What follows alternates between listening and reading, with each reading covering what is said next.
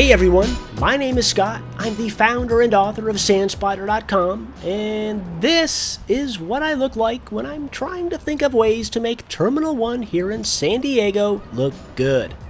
Actually, it's not so ugly here on the outside. It's the inside that I have a problem with.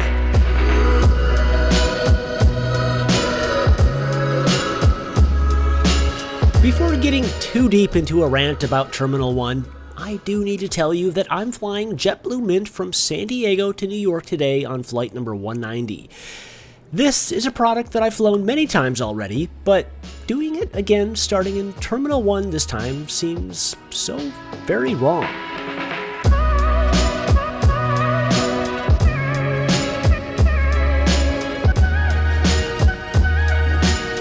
The main problem I have with Terminal 1 is that it's far too small for the number of flights flying in and out of here on a daily basis. It's also very crowded, and as you can see, I still haven't thought of a way to make this look good. Maybe if I go for a walk.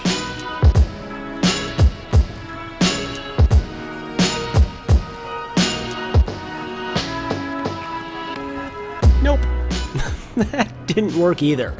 Trust me, I'm trying my best to make my hometown airport look good, but the only good idea I could come up with was to start a petition to get JetBlue moved back over to Terminal 2. At least I have 5 hours of a proper business class experience to look forward to.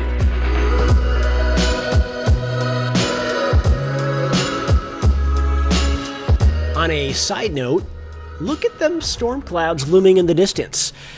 Definitely out of character for San Diego, but totally normal whenever I show up at this airport with a camera, I guess.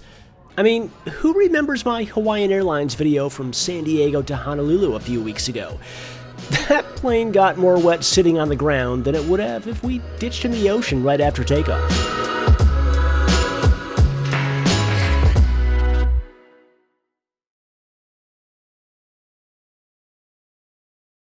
Here we go with my 51st flight of the year, feeling just as excited as if it were my first. That doesn't necessarily mean that I've learned anything, though. Screen up, please. Oh, screen up. I feel like such a rookie sometimes.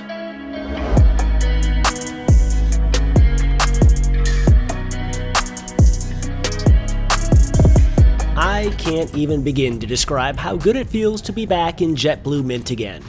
Seat 4A is the one I chose today, which is a single suite with a privacy door. I personally consider it to be the best business class seat flying in the US. Just as much now as when it was when I first experienced it way back in 2016.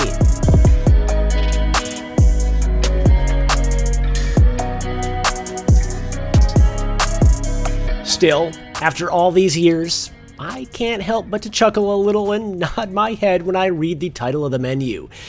Y'all know I loves me some clever wordplay, and for that, I send a virtual fist bump to the person who came up with the idea for nourishment.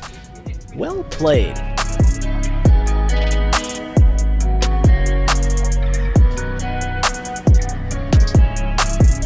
Does anyone else agree with me that the footwell in these single suite seats, that's hard to say, is a little on the tight side? I'm 5'10", so I wasn't feeling pinched or anything, but man, this has the potential to be a problem when I grow up.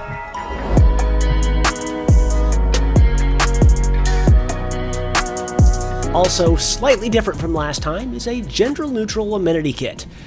I never really understood the idea of different amenity kits for men and women, since it was basically all the same stuff anyway. So, as long as I get my JetBlue socks as usual, I'm totally cool with this.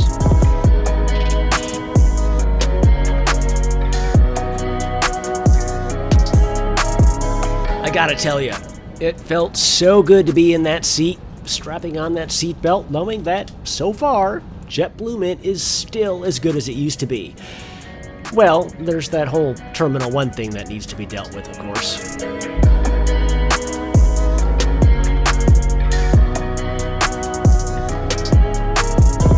How much you want to bet that the San Diego Port Authority hates my guts?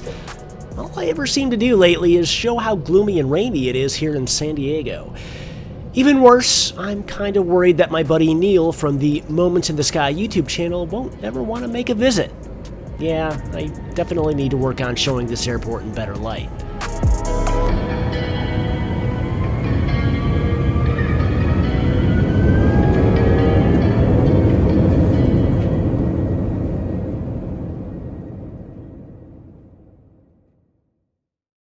This shot ought to make the San Diego Port Authority proud. See, San Diego looks good in any kind of weather.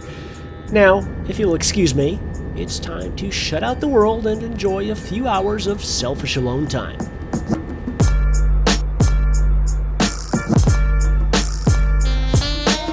From what I can tell, it looks like the video entertainment here in JetBlue Mint hasn't changed much from the first time I did this way back in 2016.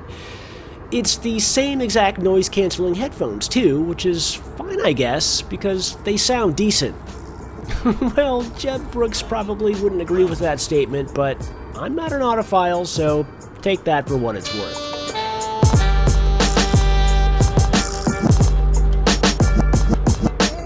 Now begins the second and final phase of shutting out the world completely. Much better. Who's ready for some JetBlue-style nourishment? Kicking off the meal service this afternoon was a small dish of warm nuts and a drink. I don't know, but I kinda wish they'd bring back that chocolate granola stuff they served way back on my first Mint flight in 2016. That was good.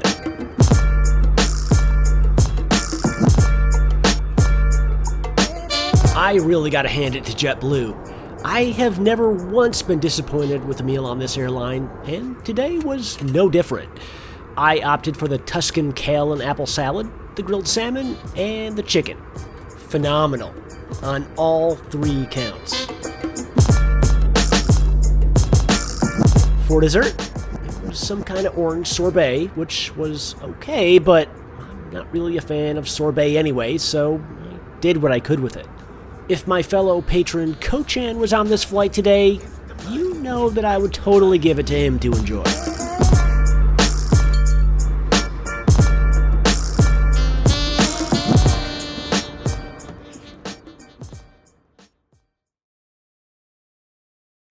Because I have a sneaky suspicion that all these super hardcore AV geeks watching this video want to vilify me for shutting out the world earlier, this clip is for you.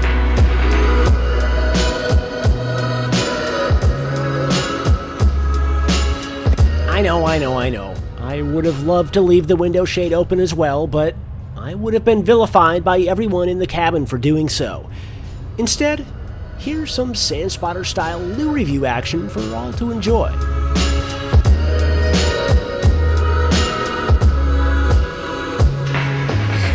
Since I'm on the topic of vilification, I figured that some awkward footage of me demonstrating the lie flat seat is absolutely mandatory in a proper JetBlue Mint video.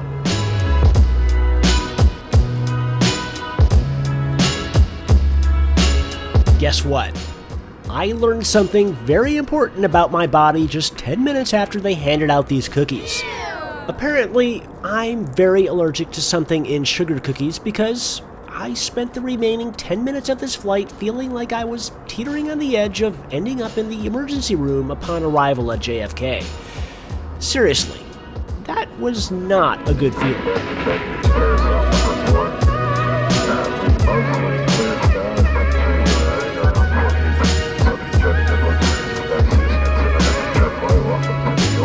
Thankfully, I stayed conscious all the way in, and even though my mind was somewhere else at the time, I can say now that yes, without a doubt, after all these years, JetBlue Mint is still the best domestic business class product in the United States.